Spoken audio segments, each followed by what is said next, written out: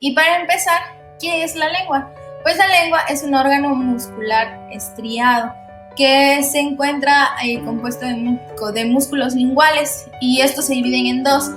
Los músculos extrínsecos. Los músculos extrínsecos se refiere a aquellos músculos que su inserción no es directa con la lengua, y los músculos intrínsecos, estos son los que tienen inserción directa con la lengua. Y la lengua se divide en 3 fascículos. Estos fascículos van a permitir lo que es la flexibilidad de la lengua y su precisión también, y van a ayudar a poder identificar más fácil los tejidos. También en la parte dorsal de la lengua se divide en 3 partes, que son 2 partes anteriores y una parte posterior, que es la que contiene a las amígdalas linguales. La lengua también contiene un surco terminal, que es este que podemos apreciar aquí, y un vértice, que por ese vértice se encuentra el foramen ciego.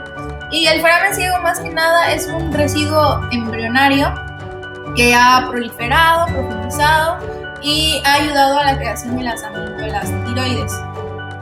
En la parte dorsal anterior de la lengua se encuentra recubierta por bastantes papilas, pero para todo esto, pues, ¿qué son las papilas? Las papilas son números irregulares de mucosas y sobreelevaciones que cubren la superficie dorsal de la lengua por delante del surco terminal, o sea, toda esta área de aquí. Y las papilas se clasifican en 4. Tenemos las papilas filiformes, que son las más abundantes en los seres humanos y más pequeñas. Estas son alargadas y bueno, en lo personal las asocio con las llamitas así como del fuego, ¿no? O sea, como si fueran unas llamas. Y estas tienen un epitelio que las recubre, que es un epitelio estratificado plano muy cornificado, que hace que no contenga corpúsculos gustativos, es decir, esta no va a percibir gustos, esta papila. Y tenemos las papilas fungiformes, que son en forma de hongo en la superficie dorsal de la lengua. Y aquí las podemos apreciar. Esta es su formita así como de honguitos, y se encuentran por delante de lo que son las papilas filiformes. Aquí las podemos ver, estas son las papilas filiformes, y aquí adelante se encuentran las fungiformes. Y también suelen haber más de estas papilas en lo que es la punta de nuestra lengua. Y aquí busco una imagen donde más o menos nos muestra cómo se ven. Estas que vemos aquí en forma como triangular, así de las llamitas, son las papilas filiformes. Y estas que vemos aquí son las fungiformes. Pues se distinguen bien. Tenemos también las papilas caliciformes, que son las más grandes y se encuentran por delante del surco terminal. A ver si les muestro, no sé si se acuerdan. Aquí están. Aquí son estas de aquí. Se encuentran. Aquí está el surco y aquí están ellas. Okay. Bueno, pues estas en la lengua no son muy abundantes. Solemos tener de 8 a 12 de estas. Y están rodeadas por un surco. Este surco, lo que hace, pues, a diferencia de las otras 2 papilas, que son las foliadas y las fungiformes, que contienen los corpúsculos gustativos, esta las contiene, o sea, contiene los corpúsculos gustativos en los laterales. Y estos surcos ayudan a lo que son las glándulas de von Ebner. Estas glándulas expulsan secreciones así mucosas, para poder sacar el material o las bacterias que se encuentren en estos surcos. Y tenemos las papilas foliadas, que estas son crestas bajas paralelas, separadas por hendiduras de la mucosa. Bueno, estas no suelen aparecer en los adultos, pero sí se encuentran en los niños o en los bebés y también en otros mamíferos. Y generalmente en la lengua se encuentran a los laterales. Y bueno, aquí está. Podemos apreciar aquí las papilas caliciformes. Aquí están, donde está el surco terminal de la lengua. Tenemos las papilas foliadas, que están aquí, como pueden ver, alargadas obviamente. Y las filiformes y fungiformes, que se encuentran mezcladas entre ellas, solamente que las fungiformes pues son más abundantes en la parte de la punta de la lengua. Y ahora les voy a hablar sobre los corpúsculos gustativos. ¿Y qué son los corpúsculos gustativos? Pues son estructuras ovaladas, pálidas, que se extienden a través de todo el espesor del epitelio, y su función es la percepción del gusto. Hay que recordar que estas solamente se encuentran en las papilas fungiformes, caliciformes y las foliadas. Bueno, aquí la tenemos, como lo dice, ovalada, y en su parte exterior tiene un poro que se conoce como el poro gustativo, y en su parte interior contiene 3 tipos celulares. Tenemos las células sensoriales. Estas son las más abundantes y estas van desde lo que es la lámina basal hacia el poro gustativo. También se unen a sus células vecinas por uniones herméticas. ¿Y qué son las uniones herméticas? Es decir, estas son uniones que crean una barrera, por así decir, para impedir el libre flujo de las sustancias entre las células.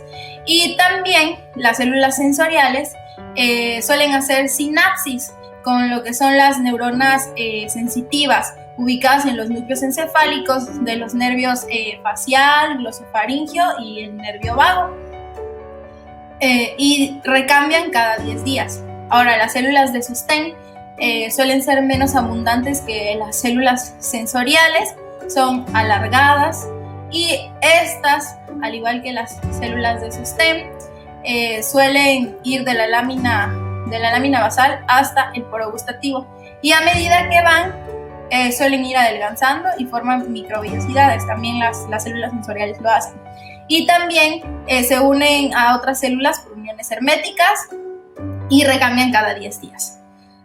Y por último tenemos las células basales, que son las que se encuentran en la parte basal del corpúsculo gustativo, de ahí su nombre. Y bueno, aquí busqué una microfotografía para que podamos identificarlas, pero ¿cómo lo vamos a hacer? Bueno, pues cuando veamos estas que están un poquito más blancas, nos estamos refiriendo a las células sensoriales. Y cuando se vean aquellas que son más moraditas, más oscuritas, hablamos de las células de sostén, y las que se encuentran aquí en esta partecita más clarita nos referimos a las células basales. Bueno, ahora les voy a hablar de los gustos. ¿Pero qué es el gusto? Pues el gusto es una sensibilidad por estímulos químicos en la que diversas sustancias sápidas, es decir, sustancias con sabores estimulantes contenidas en los alimentos o bebidas, interactúan con los receptores gustativos. ¿Cuáles son los receptores gustativos? Pues los receptores gustativos son los corpúsculos gustativos, y estos producen 5 tipos de gustos, ¿no? Diferentes, que van a depender si es debido a la apertura o el cierre de los conductos iónicos o el acoplamiento a una proteína G de las familias T1R o T2R. ¿Y cuáles son estos 5 gustos básicos? Tenemos el dulce, este se debe a las proteínas G. El salado, pero aquí lo escribí mal, bueno, el salado, que se debe a la apertura de los conductos iónicos. El amargo, que se debe a las proteínas G. El agrio, que se debe al cierre de los conductos iónicos. Y por último, el umami, que también, a ver si se quita esta cosa, también se debe a las proteínas G. El umami es un sabor que proviene del japonés, que significa algo así muy sabroso, por así decirlo. Y bueno, aquí les puse una imagen de dónde vamos a percibir cada uno de estos, ¿no? El sabor dulce se percibe en el vértice de la lengua, el sabor salado se percibe abajo del vértice de la lengua, el ácido se percibe a los laterales y el amargo hasta en la parte de atrás. Bueno, y ahora voy a explicar cómo es que sucede la recepción de los sabores amargos, dulces y umami. Bueno, estos sabores son recibidos por el receptor del gusto. En el caso del amargo, por el T2R, en el caso del dulce, por el T1R2 y el T1R3, y en el caso del umami, por el T1R1 y el T1R3. Bueno, estos primeros son acoplados por sus proteínas G.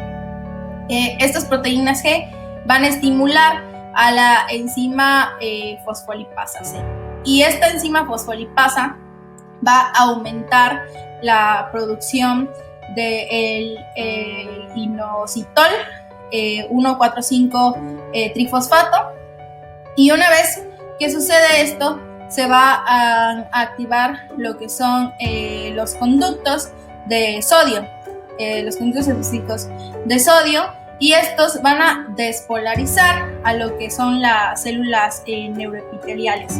Y una vez que estos la despolaricen, pues se va a aperturar lo que es la entrada de los conductos de calcio. Y ya estos conductos de calcio lo que van a hacer es liberar las moléculas neurotransmisoras. ¿Y qué va a pasar? Que una vez que se liberen estas moléculas neurotransmisoras, pues van a entrar a la fibra nerviosa aferente gustativa, que esta ya es la que pues va a hacernos percibir el sabor. Ahora, en la parte de los ácidos. En la parte de los ácidos se genera por lo que son los protones, de hidrógeno. Estos protones de hidrógeno van a ser formados por la hidrólisis de lo que va a ser el ácido. Y estos hidrógenos van a bloquear a los conductos de potasio. ¿Qué va a pasar después? Que el hidrógeno va a entrar a la célula a través de los conductos de sodio, va a entrar a través gracias a los conductos de sodio, y se van a pasar a un hidrógeno, a conductos de hidrógeno sensibles a la amilorida.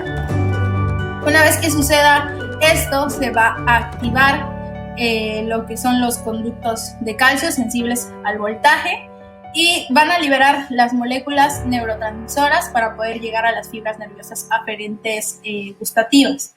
Y ahora el sabor salado. Bueno, esto se va a generar por lo que es la sal de mesa. Esta sal de mesa va a entrar a lo que son las células neuroepiteliales, y una vez que entre a las células neuroepiteliales a través de los conductos de sodio sensibles a la amilorida, van a causar una despolarización y se va a activar los conductos de calcio, los conductos de calcio, y estos ya van a liberar a las neuronas, a las células, las moléculas neurotransmisoras, y ya van a entrar a nosotros, ¿no? A través de las fibras nerviosas eferentes gustativas. Ok, bueno, ahora les voy a hablar de las amígdalas linguales. Bueno, pues las amígdalas linguales se sitúan en la base de la lengua, detrás de lo que es el surco terminal, y contiene el tejido linfático difuso con nódulos linfáticos. Aquí las podemos ver, se encuentran en este lado. Aquí tenemos el surco terminal, y aquí posterior se encuentran las amígdalas. Bueno, las amígdalas es muy difícil poder distinguir su epitelio debido a los linfocitos que están en ella, bastantes linfocitos. También otra cosa importante que se puede decir es que dentro de las amígdalas suelen crearse glándulas salivales linguales. Y por último, les voy a hablar de la inervación de la lengua. Bueno, la inervación de la lengua se da a través de cuatro. Primero, la general. La forma general va a estar por el nervio trigémino, que es el par craneal 5, específicamente el mandibular, que va a inervar toda la parte anterior de la lengua. Y en la parte posterior va a estar por el nervio glosofaringio, por los ramos linguales y por el nervio vago. Ahora, hablando sensitivamente, cuando hablamos de inervación sensitiva, nos referimos a aquella inervación que nos va a hacer sentir dolor, o también poder captar las temperaturas, por ejemplo, cuando tomamos un café o cuando tomamos un refresco muy helado. Este va a ser el nervio facial, también el nervio glosofaríngeo y el nervio vago. Y también tenemos la inervación motora. La inervación motora es aquella que nos va a permitir poder mover la lengua para hablar, como en este momento, que sería por el nervio hipogloso, perdón. Y por último, vamos a tener la inervación vascular y glandular. Vascular se refiere a vasos, obviamente, de lo que es la lengua. Y esto va a ser por los nervios simpáticos y parasimpáticos. Y pues bueno, eso fue todo por mi parte. Esta es la bibliografía que empleé.